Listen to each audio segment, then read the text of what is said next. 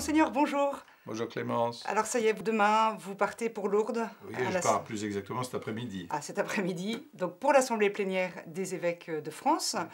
Et nous avons remarqué dans le planning des évêques qu'il y avait une rencontre avec un sociologue qui était prévue sur le sujet société et religion dans la France contemporaine. C'est important pour les évêques de rester connectés. À chaque assemblée, chaque fois que nous nous retrouvons, nous faisons un petit point sur notre perception de la société telle que nous la voyons personnellement et d'après les échos aussi qui nous sont envoyés par les fidèles. Et donc c'est tout à fait normal parce que les chrétiens vivent en société, sont des citoyens, et donc c'est tout à fait normal qu'on puisse en parler et on n'annonce pas l'évangile et on ne le vit pas dans une bulle fermée, on la vit dans le monde tel qu'il est. Justement, ce monde tel qu'il est, les évêques lui ont adressé un message qui a été publié là récemment en octobre par le Conseil permanent des évêques de France.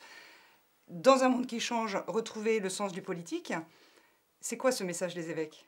Alors, d'abord, le titre est très bon parce que c'est dans un monde qui change, donc c'est observer la mondialisation, observer les effets que ça provoque, la question de la façon dont la France se situe par rapport à l'Europe, dans l'Europe, la situation telle qu'elle est en France avec les phénomènes d'immigration, la façon dont nous réagissons, d'autres phénomènes sociaux, la façon dont on se situe dans la société, l'espèce de mélange entre du malaise et puis des dynamismes qui existent mais qui sont freinés et qui sont paralysés quelquefois même par des systèmes, si vous voulez, trop contraints, etc. C'est une analyse très intéressante qui est faite et qui est donnée, donc, retrouver le sens du politique, inviter chacun à retrouver le sens du politique au sens le plus noble du terme. Mais quand vous dites chacun, c'est les catholiques ? Pas simplement les catholiques, mais ce message s'adresse finalement à tous les gens qui veulent bien le lire, chrétiens ou pas chrétiens, croyants ou non croyants, parce que ça s'adresse à la raison humaine. Et les arguments qui sont donnés sont des arguments de raison qui s'adressent donc à toute bonne volonté, se disant, ben voilà, les faits sont là. Devant ces faits, devant ces contradictions ou ces tensions ou ces espoirs, comment est-ce qu'on rebondit ou comment est-ce qu'on réagit et est-ce qu'il ne serait pas bien d'arriver ensemble à se mettre d'accord sur des points fondamentaux? Est-ce que c'est vraiment le rôle des évêques de dire ces choses-là ? Je vous l'ai dit un peu. Bien sûr que c'est notre rôle dans la mesure où la prédication, l'annonce de l'évangile, de la bonne nouvelle, c'est une annonce qui vise à ce que les uns et les autres, nous soyons constructifs dans le monde qui nous est donné, qui nous est offert. Alors certains vous diront, oui, mais bon, la laïcité aujourd'hui, les évêques parlent à leurs ouailles, ils n'ont pas à parler à tous. Mais nous ne sommes pas dans une bulle, nous ne faisons pas que nous parler les uns aux autres. Voilà, c'est pas un système narcissique, la vie de l'Église. C'est une annonce et c'est une bonne nouvelle et c'est une invitation. Donc on invite bien des gens qui peut-être ne connaissent pas encore le Seigneur. Et puis c'est une adresse et une bonne nouvelle, donc on ne la garde pas pour nous. C'est tout à fait normal. Et alors, quelles sont les méthodes qui sont proposées par les évêques pour mettre en œuvre toutes ces recommandations, tous ces conseils qu'ils publient? Moi, une chose qui m'a frappé, que j'ai vu plusieurs fois dite, c'est une invitation au débat, enfin à la conversation et au dialogue entre les citoyens. De fait, ça manque énormément.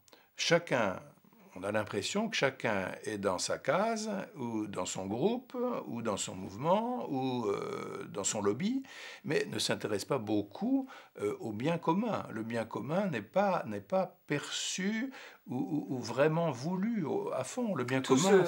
Tout est voté, tout est soumis au choix, finalement, mais il n'y a plus de conscience du bien commun. C'est-à-dire, vous voyez, par exemple, pour la famille, si il y avait eu un dialogue, un vrai dialogue, et non pas une lutte entre lobby et puis citoyens qui pensent qu'on leur en a pas assez parlé, et ils le pensent à juste titre, et qu'il n'y a pas eu de conversation citoyenne autour de ça, alors il y a quelque chose qui ne va pas. C'est une violence qui est faite. Mais on peut prendre beaucoup d'autres sujets. Et je pense que là-dessus, les citoyens sont capables sont intelligents, sont capables de dialoguer pourvu qu'on leur en donne les moyens et les opportunités et les espaces. Vous voyez, et là, il y a beaucoup de progrès à faire parce que la communication, c'est pas simplement un métier. Et la communication, c'est une chose que l'on fait les uns et les autres. Et ça doit être relativement naturel et facilité et non pas bloqué. Et donc ce livre permet, en fait, cherche à favoriser ce dialogue, à entrer en communication avec tous. Oui. Donc il s'adresse vraiment à tous. On ne peut qu'encourager de le lire, de l'acheter, et avant d'aller voter finalement. Voilà. Et encore une fois, en se disant, c'est des arguments de raison qui sont donnés. Voilà. Et des pistes qui sont ouvertes. Il y a pas, on se garde bien, nous, évêques, de donner des solutions. On n'en a pas comme ça. Mais ce qu'on dit, il y a peut-être des pistes à investiguer, même certainement des pistes à trouver pour que le sens de la vie et le sens de l'existence dans un pays, et qu'est-ce que c'est qu'un pays, qu'est-ce que c'est que le nôtre, qu'est-ce que c'est d'être citoyen dans notre pays, il faut qu'on puisse se le dire ou se le redire. Tout cela quand même à la lumière de l'Évangile. Ben oui. Vous venez d'évoquer, Monseigneur, le sujet de la famille. Et il y a également à Lourdes une session qui est prévue autour des implications pastorales d'Amoris Laetitia. En écho, nous sommes invités tous le 20 novembre à la cathédrale de Versailles. Oui, ce que je voudrais à cette occasion-là, c'est que les familles entendent et se voient confortées dans leur rôle, dans leur mission. Ils ont une mission dans la société. Et je pense que ça, c'est une chose à la fois très simple et très forte que je voudrais faire ce jour-là à la cathédrale. Donc, clôture du Jubilé de la Miséricorde, le 20 novembre à partir de 16h30 à la cathédrale, avec une messe paroissiale à 18h30. Et pour revenir sur Lourdes, une journée très importante, lundi 7 novembre prochain, où l'ensemble des évêques de France prieront et jeûneront pour les victimes d'abus sexuels et d'actes de pédophilie. Nous voulons demander pardon, au fond, et je demande pardon personnellement, comme tous mes frères évêques, pour tous ces actes, tous ces abus qui ont été commis. Et j'en profite aussi pour dire que nous devons être vigilants les uns et les autres, y compris en famille d'ailleurs, sur les relations entre les uns et les autres. Voilà. Personne, en raison de l'autorité ou du rôle éducatif qu'on peut avoir, ne peut profiter de cela, si vous voulez, pour abuser ou tromper. Et je pense que là nous avons à être tous très attentifs, et pas simplement dans l'Église, bien entendu.